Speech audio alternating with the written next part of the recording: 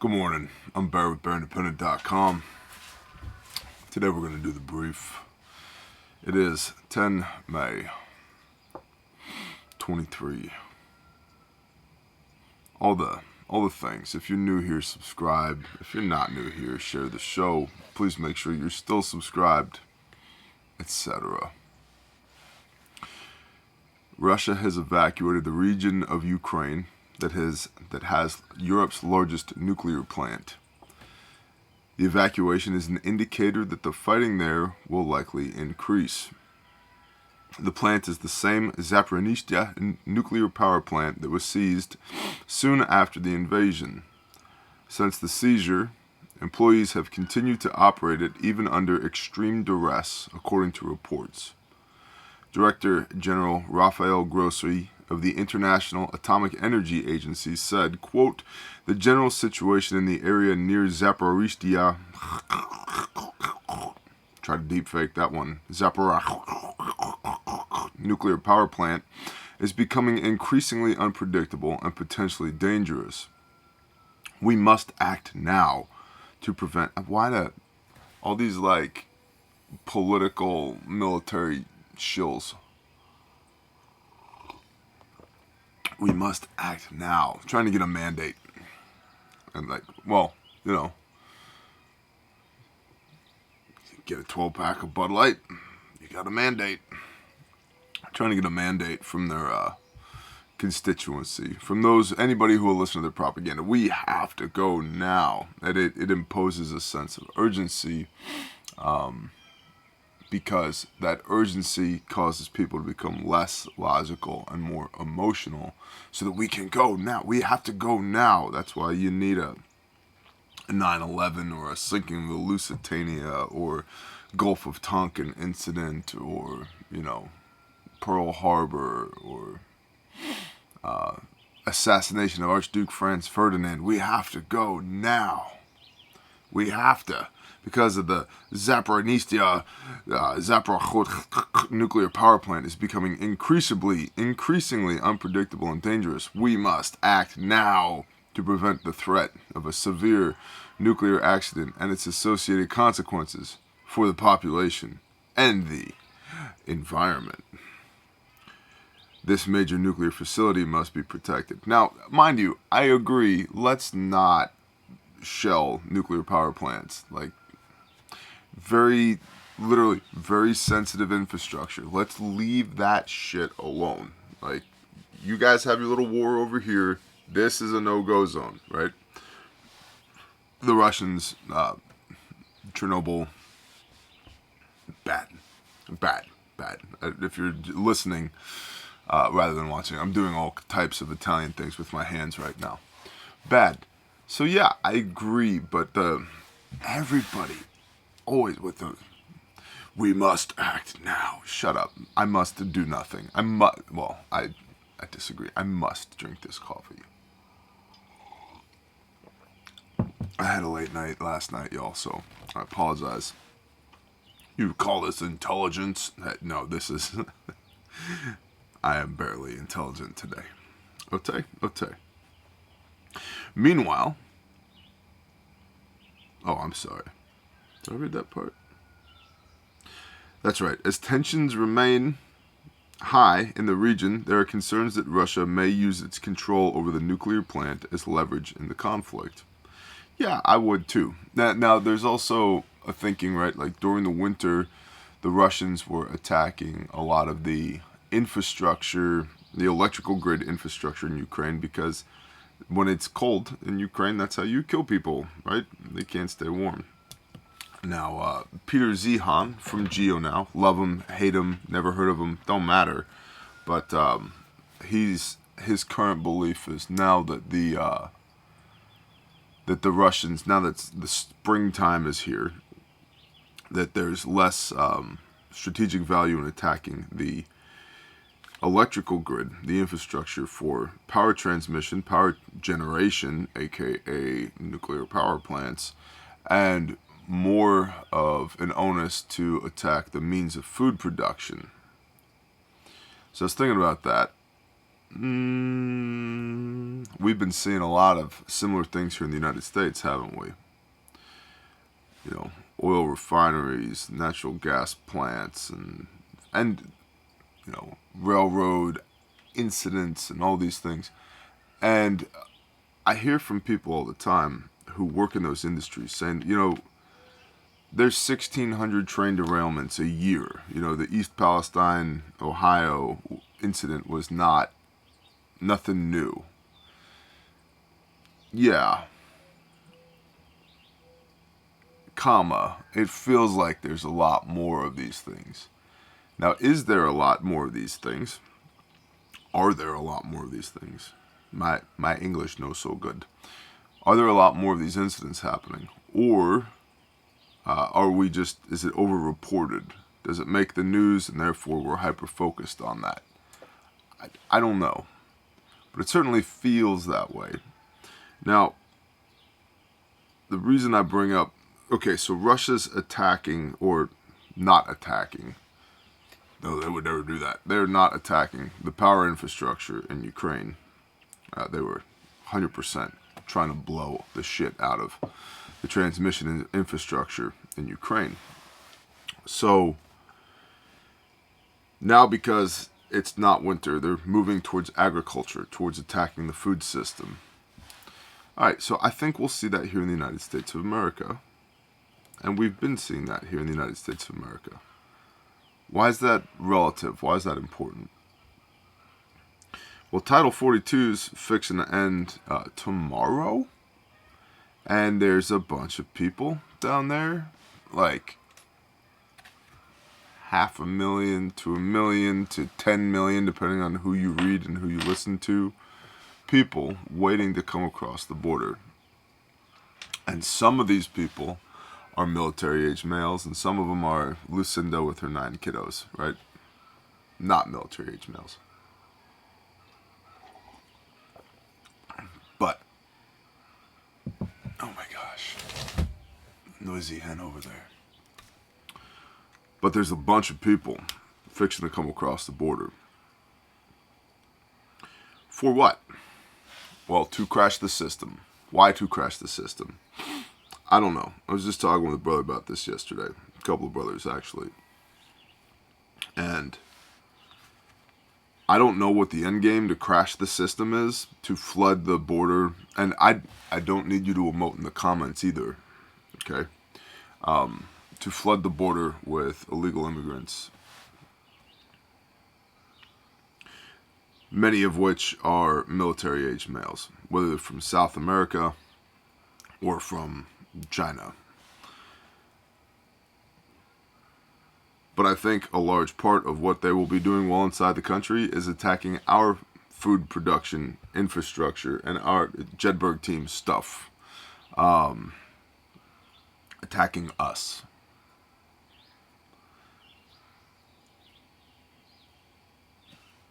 Why,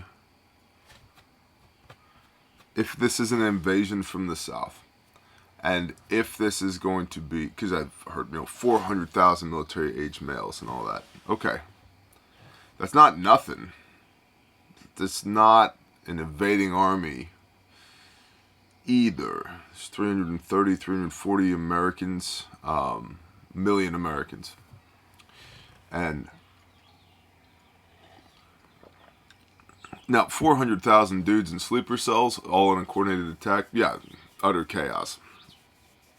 But semi-conventional warfare, Texas, Oklahoma,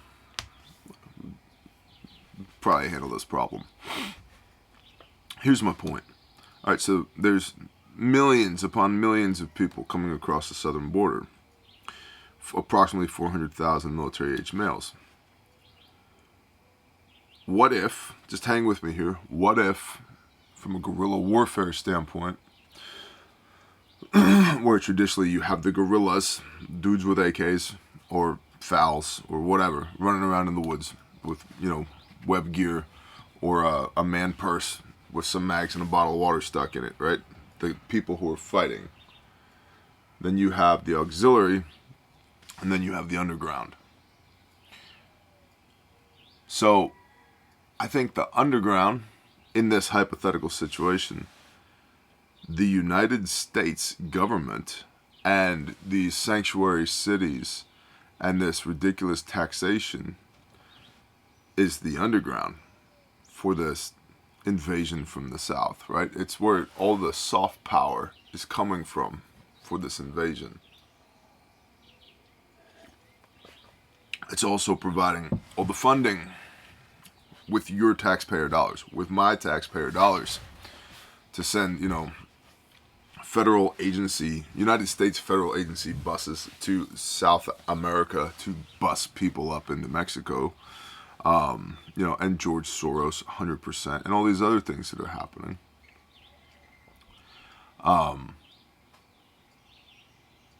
The underground is the government, they. It's where the soft power and a lot of the economic support, if not all the economic support, is coming from.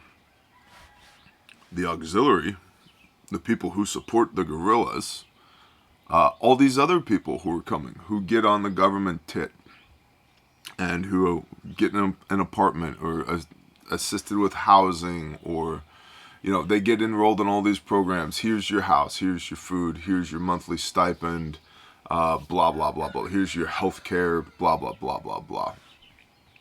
By the way, I don't have health care. My health care is my wallet. Thank you very much. Also, praise the Most High, still super duper alive right now. Right? 5 businesses, 2 ministries, no health care. Other than my wallet. Praise Yah. Now, so the government and they, the Soroses of the world, are the underground. The general population that comes across the border, become the auxiliary, so they can supply safe sites and food and intelligence and provide communication and transportation and all these other things for the guerrillas, who are the fighters. I was thinking about that yesterday. That kind of makes sense. I don't understand why with Title 42, forget Title 42, I don't understand with this immigrant wave, the big day, I don't understand why they want to collapse the system. And don't just be so quick to jump to, they want to consolidate power and take over the world. Why? Why? Que bono? Who benefits? What? Why? Because acknowledging that these political people, these politicians, are absolute scumbags, knowing that they're absolute scumbags, they extract capital from the system. Well, if the system goes away, how do they extract capital from it? Ben at Suspicious Observers, his thesis is the world's gonna end anyway. There's another flood coming, so they're just doing what they can do to extract as much capital from the system as possible, so that when it breaks, they won't anybody be around to put it back again, because we're all gonna get flooded again. Maybe.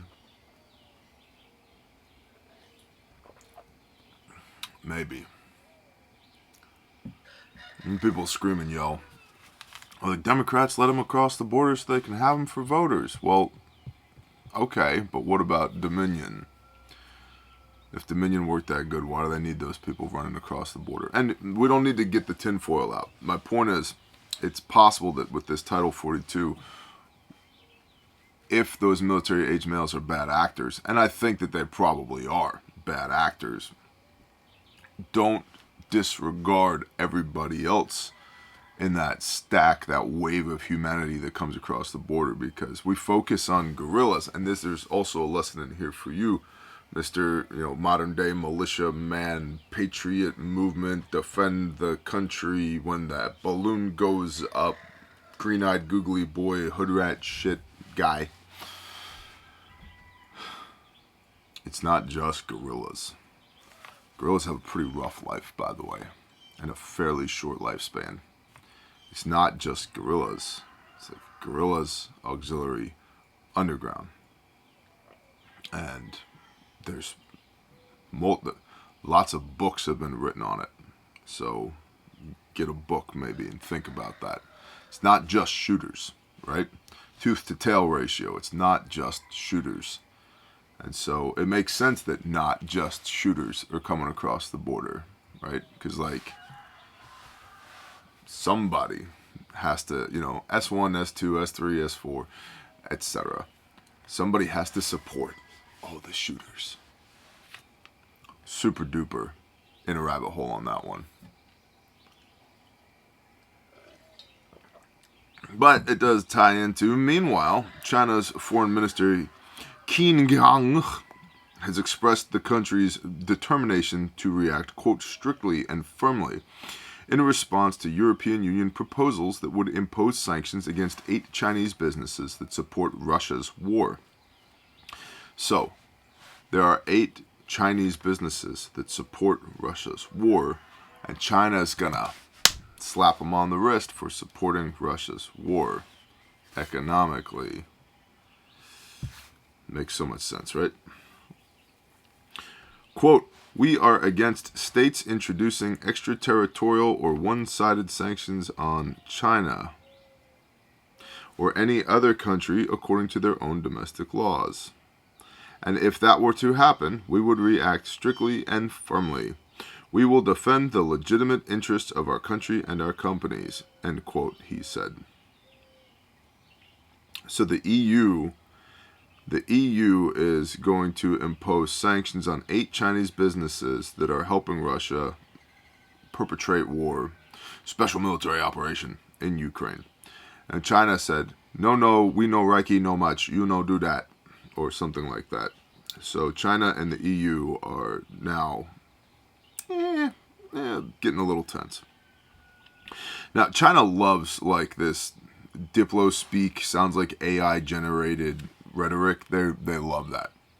So, and they always like to go a little hard because they're always trying to save face to the world when they're talking. Let's see. "And if that were to happen, we would react strictly and firmly. We will defend the legitimate interests of our country and our companies," end quote, King Jong said. The European Union's proposed sanctions are part of what would be the 11th round of sanctions against Russia for the war. The EU is especially interested in putting an end to the circumvention of sanctions through third parties, as in the case of the flow of goods through China and Iran to Russia. So, Russia needs stuff. Insert thing here. They need 1 pound propane bottles, and they can't get 1 pound propane bottles because they're being sanctioned. But they're friends with Iran, and Iran's like, "Oh yeah, homie, I will buy all the 1 pound propane bottles that I can get my hands on." And then what happens with them after that? Nobody's business but ours. Okay? So, cutouts. Russia is using these other nation states as cutouts. Makes sense. Super duper. Like, the United States does it all the time. This shouldn't be surprising to anybody. Everybody else does it too.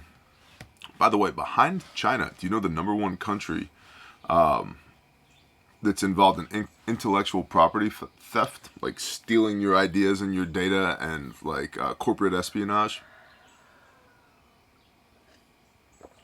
China's number 1. Who's number 2? Do you know? France. Macron. Yeah, they're so civilized over there.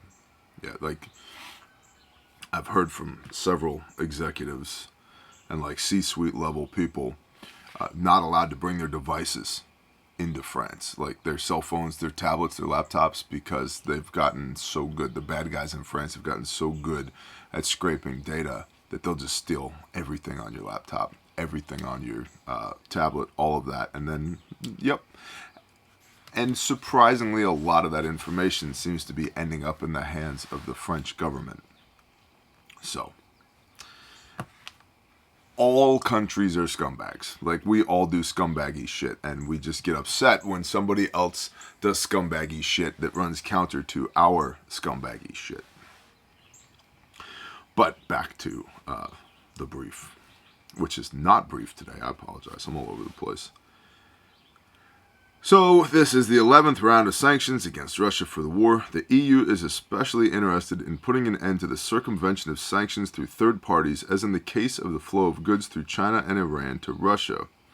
European Commission President Ursula von der Leyen put it this way, quote, "We recently see a growth of highly unusual trade flows through the European Union and certain third countries. These goods then end up in Russia. If we see that goods are going from European Union to third countries, then end up in Russia, we could propose to the member states to sanction those goods. This tool will be the last resort, and it will be used cautiously, following a very diligent risk analysis and after approval by EU member states. But there should be no doubt that we work against sanction circumvention." Diplo speak. Ursula von der Leyen is saying, hey, if the stuff that Russia's not allowed to have passes through your country to Russia, it's going to be a problem for you. You need to shut that down and issue sanctions on that. And by the way, this is basically the last move that we have as far as sanctions are concerned to deal with the sanctions circumvention. Okay, Bear, why? Why does any of this matter? Why do I care? So Zaporizhzhia nuclear power plant, indicator, and indicator for us here in the United States, like shift fire from the grid to food production. Okay, well, we've been having, I would submit, orchestrated attacks on our infrastructure here in the United States of America for the last couple years at least, if not significantly longer than that. So gives you something to orient on. You know, how's your food preps looking? How's your agriculture looking? Do you have a couple extra bucks? Get some more beans or rice from the store today, right?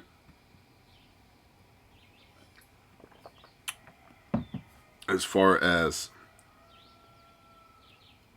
the sanctions circumvention,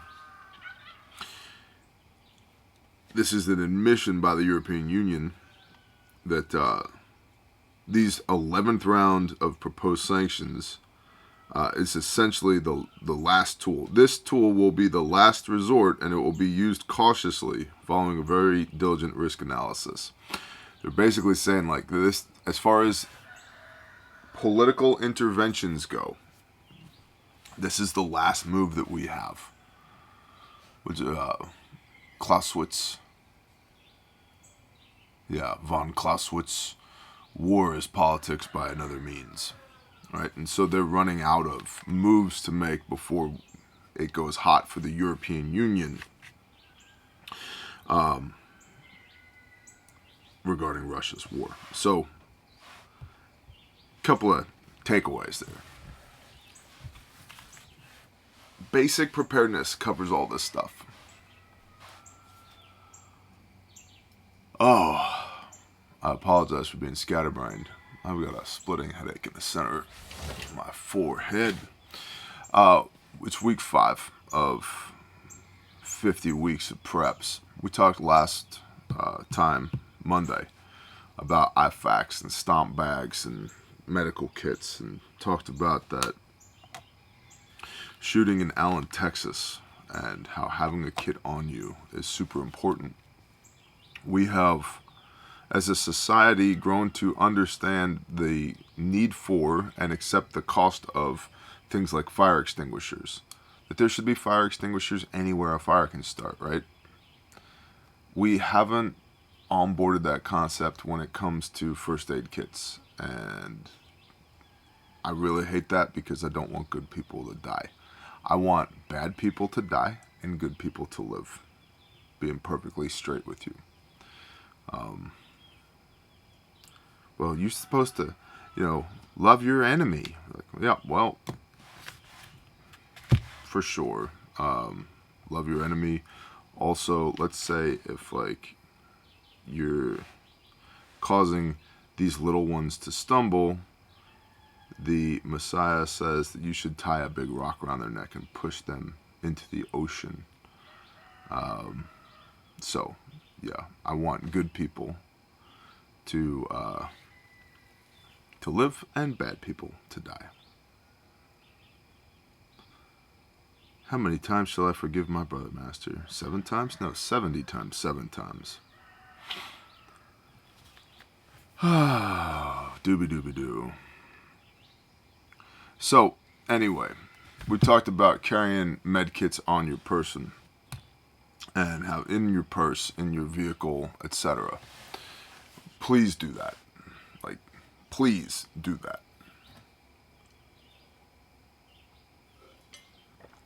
Now, for today, I want you to look at your OTC meds, over-the-counter meds, and your prescription meds, and start stocking up. I have, if you're watching this on Patreon, I have, I think, an excellent whiteboard video on SHTF pharmacology. Put that in the search bar on Patreon and pull that up. What you need, when you need it, why you need it, what it's used for, etc., etc. So, if you're not on Patreon, do some digging. There are resources out there, but stock up on OTC meds. I think I'm just gonna, just right now. Got it.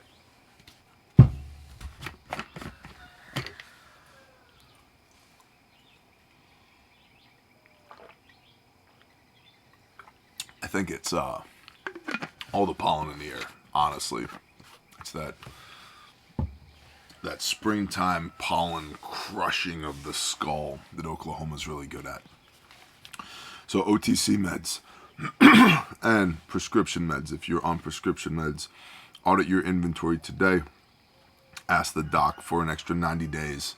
Or here's a move. Hey, can I get a 90-day refill on my insert here? Sure. Can I get 4 of those? Sure. And I'd like to fill all of them today. Okay. And now you have a year's supply. And people will ask questions like, but Bear, I'm on insulin, or I have this medical thing, or I have that medical thing. I'm not your doctor. Talk to your doctor about it. Okay? Cool. So, we're talking about medical this week in week 5. We talked about first aid kits. Now we talked about medications, OTC meds, and prescription meds. Stock up on those because, like, disease accounts for approximately 1/3 of casualties in warfare. So, don't die. Guys, that's the show today. It's not a tremendous show today, but that's the show today. So, if you're one of those people that jumps off when it's time to talk about how to support the show, beat feet, skedaddle, get out of here. Have a blessed day. Shaloha. Ote. Roger. For everybody else, links are in the description of everything that I'm about to talk about. On Patreon this morning, my wife and I talked about how to develop raw land and insights learned from developing raw land. So if that seems like something that would interest you, go watch it. It's on Patreon right now. Link in the description. $5 per month. Get you a minimum of 20 exclusive videos per month, plus Patreon live streams that are, Patreon only, and myriad other things. So check it out. Okay, Bear. Refuge Medical. I believe right now there's free shipping in the store for Mother's Day. Also, you can, any other day of the week, you can use promo code BearNation for free shipping at refugemedical.com. You guys know we make the best first aid kits on the planet. This is the ARC. It looks like this. You can mount it to a headrest, molly, whatever. Rip it off. Holding a trauma first aid kit in your hand. Tourniquet on the bottom. A real tourniquet, not a pretend rat's tourniquet. all your stuff arrayed, ready to go in your pouches, pre-filled. The bag comes with components in it, like a lot of other med kit manufacturers. Oh yeah, we make med kits. No, you buy cheap Chinese nylon and sell the bag empty.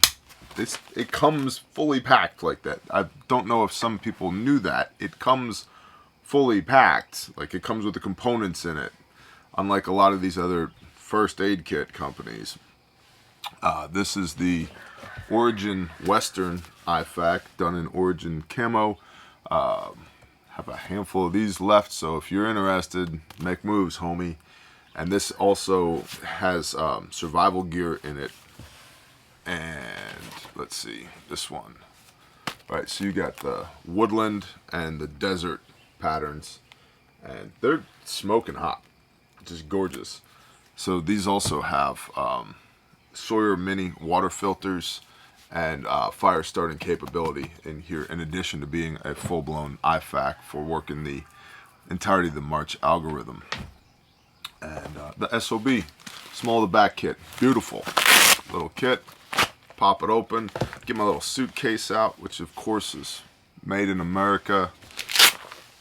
And it's got everything I need inside of it and nothing I don't, right? Like wound packing gauze and combat gauze and chest seals. And like, what's cool about this, the SOB, is it's so tiny and compact.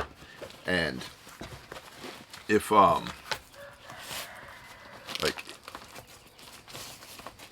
if budgetary wise, you can only get like a kit, you can get this kit and run it on your war belt or your plate carrier or your whatever. I have one on my plate carrier. Where's my carrier? You want me to show you? We want to see, bear. All right, hold on.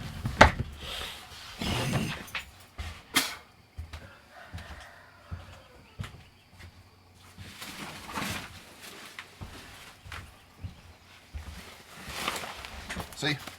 SOB kit. And I have it like that, so I can pull down, get the handle, and pull it out that way. Okay? See? Cool.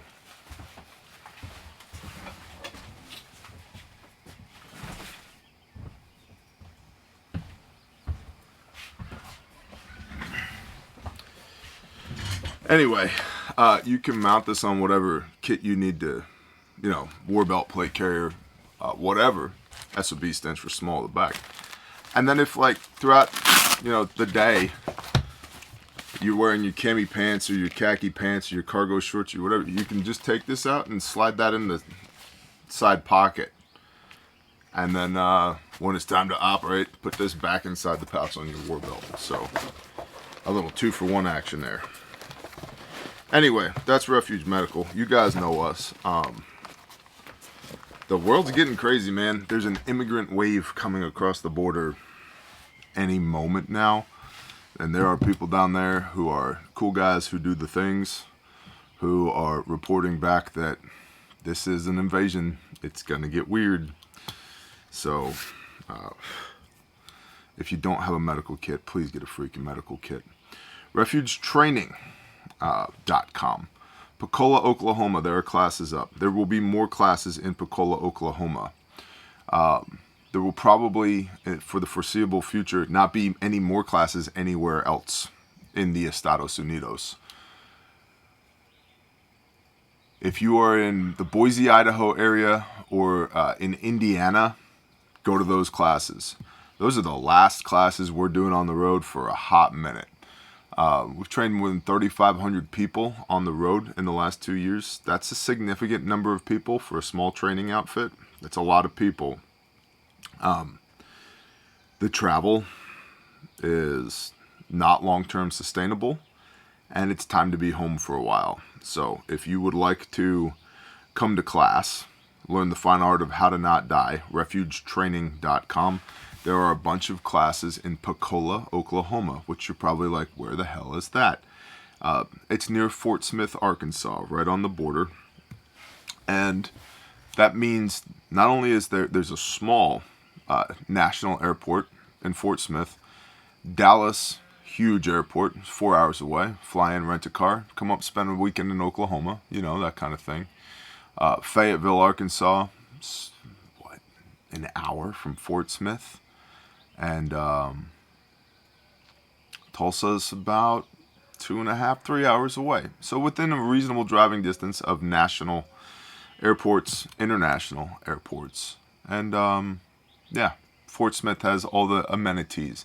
You want to stay in a nice suite at the Marriott and have DoorDash after class? You can do that. You want to pull your camper in and stay at the state park? You can do that.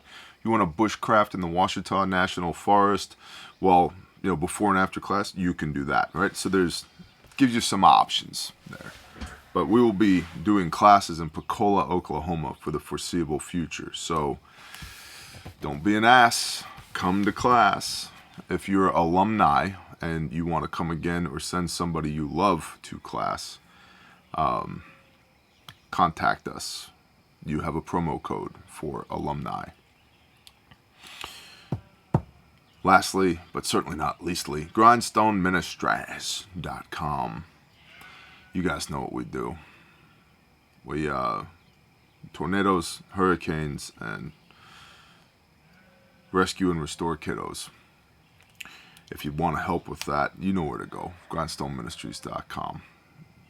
T-shirts, long sleeve hoodies in the description down below. Our brother Rex and our brother Saw, their t-shirts down below. That's what I got today, y'all. I appreciate y'all. I hope that the pollen where you are doesn't try to kill you today. And if it does, you got to try and kill it back. I think flamethrower. All right. I'm off to see the wizard, the wonderful Wizard of Oz. Because, suffer not a witch to live. Smack him in the head with a rock. Shalom, y'all.